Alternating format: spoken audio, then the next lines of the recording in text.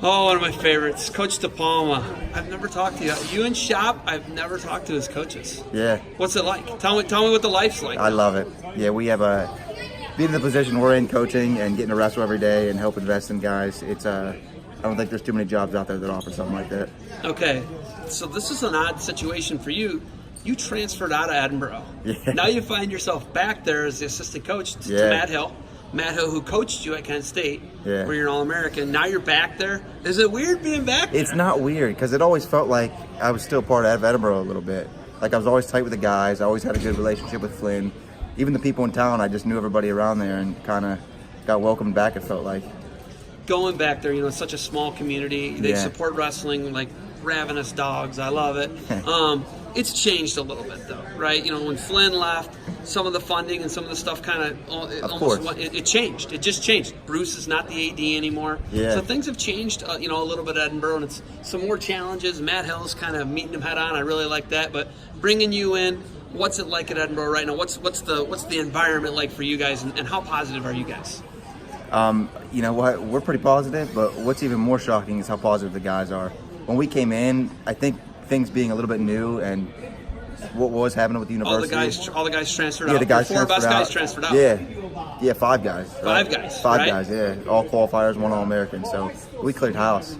But the new guys is what kind of shocked us. Everybody buying in, and all the guys that were on the team wanted to be there, and kind of, I don't know, they just showed us a lot of love and respect, and you could just tell they really wanted to be there. And it was refreshing. None of those guys wanted to transfer. None of them even thought about leaving. They're just like, no, we're glad to have these guys on staff. And it felt like they really bought in. Coming here, recruiting Ohio, you got PA Hammers, you got Young Guns, you've seen your old coach in there, Strip Matters, right? Yeah. What's it like coming here, seeing PA guys, you got Ohio guys, Illinois, Indiana, Iowa, Minnesota. Those are the states, right, Mike? Yeah. That's where you guys make your money if you're Edinboro, Pennsylvania. What's it like coming and recruiting an event like this? It almost feels competitive. You're thinking like, man, how am I gonna, what am I looking for in these guys? What kind of athletes do I want to bring into Edinboro? Like, what am I? So my mind just starts to think competitively, as in, like, all right, what's he bring to the table in terms of wrestling? Like, what kind of person is he? Is he like character representative on the team that I want? So it's just weird thinking a little differently. Like, you're looking at competition and how these guys compete, but you're also looking at, well, what kind of kid is he? Is he somebody that's gonna, help influence his team in a positive way, or is he going to get into a little bit of trouble? Like, what kind of kids are we dealing with here? So we're just seeing guys that are top 100 kids and kind of evaluating, like, yeah, they can wrestle, but from just college experience and being around, like, not everybody who's the best in the country makes it in college sometimes. So I'm looking for those kids that maybe slide a little bit under the radar and are good, solid kids that you can work with, that have a really straight lifestyle and just really love the sport. So that's just things I'm looking for, and seeing that here in the top level wrestlers, I'm like, I think you're going to see all different kinds of things represented. Matt Hill and you are that guy you just explained. Yeah. Maybe not you weren't the best guys in the country coming out, right? Were you 6th and 8th? 6th and 8th in PA. 6th and 8th in PA. Double A. Matt was, I think, 3rd, 4th, maybe. Matt, I know, finished at least 3rd. Yeah, it was 3rd, right? Yeah. So Matt was good. You guys were good. Yeah, but not bad. You weren't top tier. We weren't top in the country. Kilgore, yeah. You weren't. You weren't those guys coming in. You weren't. Yeah, top not at all. 5 at the weight, right? Yeah. Ian Kilgore type guys. No, not at all. Top tier, top level guys. But you look at that.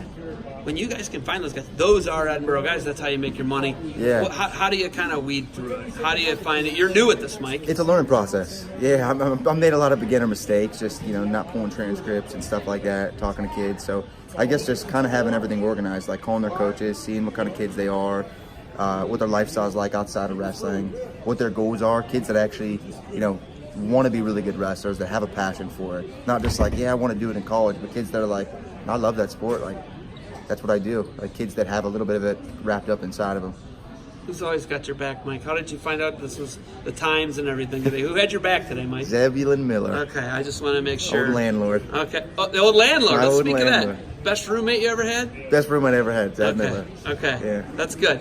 All right. We got the session's about to start. You got anything else for me? That's it. Thank you, Zeb. Thanks for the time. Don't be riding any motorized vehicles through houses. And hey, go Burrow.